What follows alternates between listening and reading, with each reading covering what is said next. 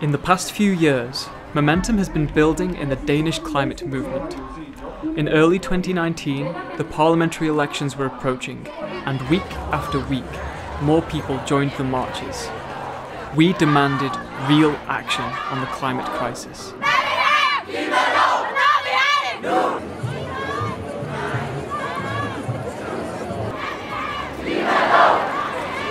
Under increased public pressure, the newly elected government implemented a climate law that committed Denmark to a 70% reduction in greenhouse gas emissions by 2030, a target that gained international attention.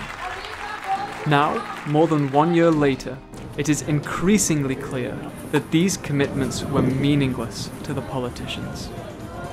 While supposedly maintaining its goal of 70% reduction, the government is simultaneously developing and expanding fossil fuel infrastructure.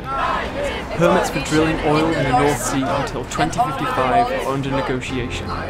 Copenhagen Airport is undergoing expansion, and a new fossil gas pipeline, the Baltic Pipe, is under construction by the Danish Ministry for Climate and Energy through the state-owned corporation Energinet.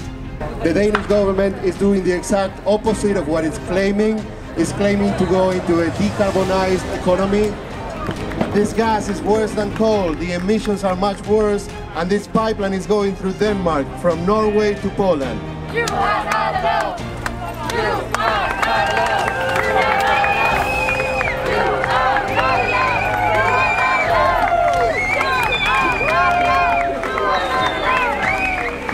These projects will lock all of us into a path of irreversible emissions and, ultimately, climate catastrophe. Now, activists are mobilizing for direct action.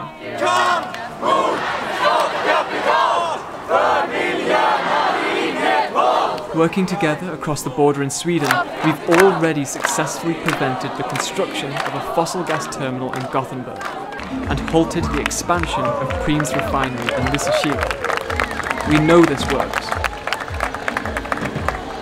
So when Energinet is ploughing ahead with the construction of fossil gas infrastructure across Denmark, when this is in direct opposition to the climate law, when we've exhausted all legal means of protest, we know what to do. We are organising to block this pipeline and calling for an end to the development of fossil fuel infrastructure everywhere. We cannot put our faith in politicians or industry to solve this crisis. We get no second chance. Mobilising for direct action is now the only way forward.